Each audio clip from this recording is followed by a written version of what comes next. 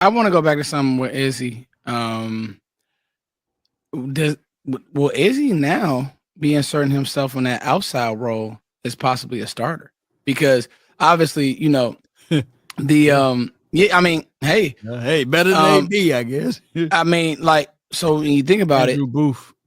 in that exchange, Tommy said that, Izzy's been getting a lot of reps on the outside and that he's done well, obviously covering it up after Izzy attacked him. But it's just something to think about if Savone isn't ready, or even if he is and they don't feel comfortable, and maybe he could be getting reps at the outside to actually play out there, John. And like Scott said, keep playing inside. And they might want to just be testing as much and throwing as much out there as possible before they go and make a move. Like just in the water. Yeah, absolutely. See what you have before you go out, and they're going to have a month now between the end of this week and then over a month until training camp starts in like late July to maybe figure out, okay, do we need to go get Stephon Gilmore? Do we got enough here that we're good for this year, or could things get pretty ugly early on? If we don't have Ravel and we don't have Diggs, yeah. That could be a tell that they're interested in, because we're not hearing it about any other position. Or I mean, it may be happening, but we don't hear it as much as we are hearing cornerback being, the carousel there. Where you're not hearing that offensive line, you're not hearing that receiver. You pretty much know who your top four is. You're not hearing it at running. Well, I guess running back, you are getting rotations, but hell, you're not even really hearing it at running back, right? It's like, all right, it's not Jair. It's Williams and Sanders, and then Blues doing some backfield things. Lipke's, doing his Lipke thing, but it feels like corner's the one like we have to figure something out right now. And if we don't feel comfortable, we've got a few weeks to make a move heading into camp. Because here's the thing, like you think it's bad right now.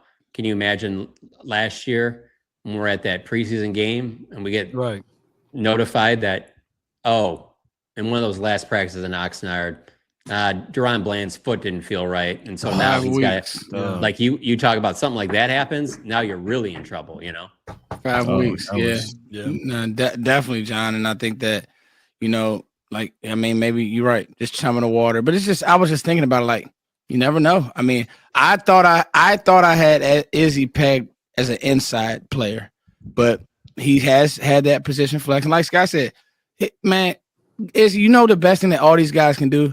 Go to camp and lock George Pickens, right? Yeah. Like, don't get in your feelings or go at it with John or Tommy. Go lock one of these guys. Go lock CD. I'm watching the CD documentary. He's talking about he was hurting that he wasn't at camp.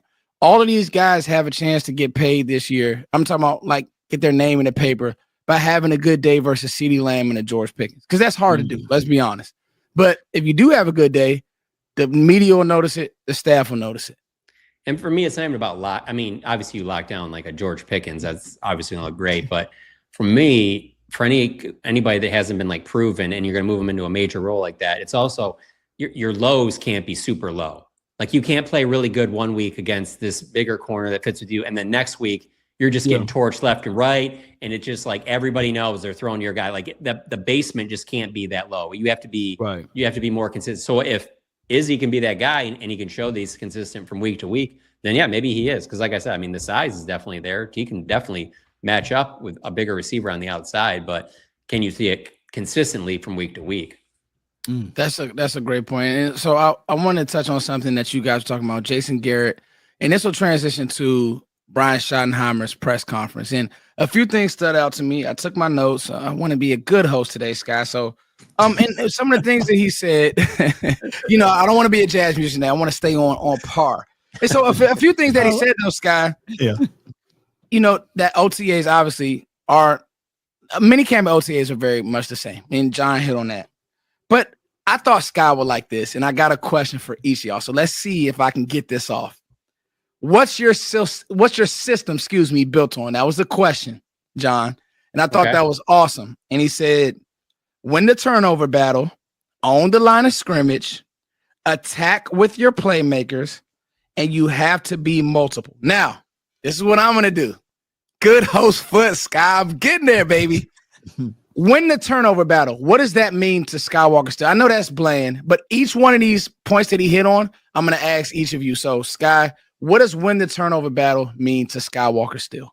Self-explanatory. Don't have more turnovers than you have than you have takeaways. I mean, that's pretty cut and dry, right? Like if you want to normally, for the most part, if you want to be a winning football team week to week, you can't have 3 turnovers and 1 takeaway, or 2 turnovers and no takeaways and get out of there with a victory. Sometimes, sure, but you're making it harder on yourself. So that's just cut and dry right there.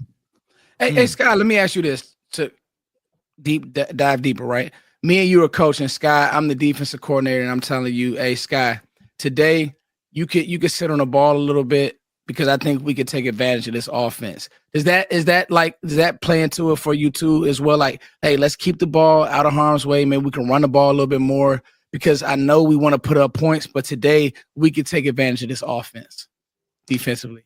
Ooh, they may do that week to week, right? Depending on the game plan, who you're playing. I know that probably was game plan going up against a Tom Brady back in the day when them explosive offenses, the Peyton Mannings of the world, the greatest shows on turf. You guys think CeeDee Lamb and George Pickens are going to be cool with that? And that's where I'm getting to is that if the other thing that we're leaving out there, you said, I think I have the quote, I have to find it, but he said something along the lines of attacking with your weapons. Let me see. Attacking with your weapons. He mentioned something along the lines of, attacking with your weapons. I don't really see Schotty and the boys going in there and saying, oh, we're going to be conservative today. If the game plays out that way, right, then okay, that's how it goes. But to go into it being timid, I don't necessarily know if I would be on the side of that.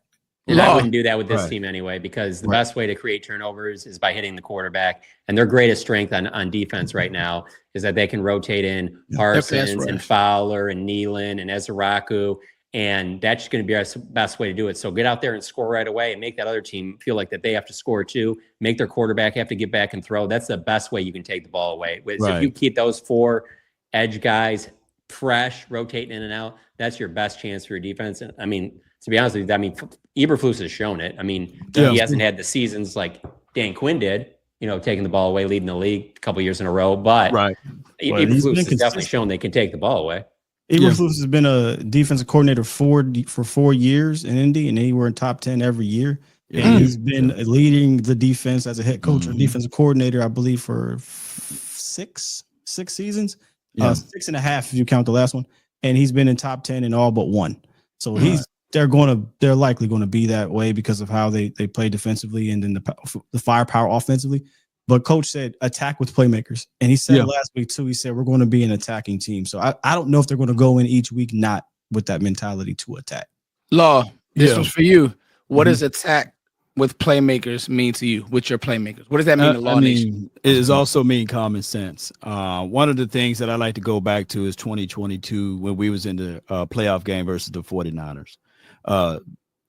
My guy, Tony Pollard, breaks his foot. It's 2nd and 2. Right. And you said talking about attacking, with your playmakers.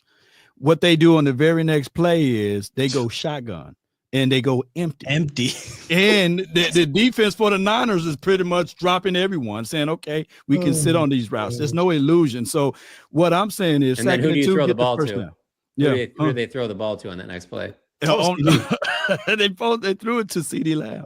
But in the red area, why are you going empty? It was a terrible design. You inside your own 20. And the way they play defense, San Fran plays defense, that was dumb. Excuse me, Long. No. You're right. No. You good, because what I'm getting at is that if we're going to attack with our playmakers, you get that first down. Your playmaker don't always have to be your edge skill players. It can be your offensive line. If they're rolling and they're running things over, if Tyler Booker is getting things done, then you put the ball in the belly of your running back. Or you do something, whereas if you're going to pass it anyway, don't tip off the defense by going empty, right? Running a similar play out of the similar formation that you did earlier in the driver game. But I guess go ahead. No. So if we can get anything, and I'm not taking away from Mike McCarthy or at that time that was Kellen Moore's calling the plays, but I just want us to attack with confidence plus with sound mind.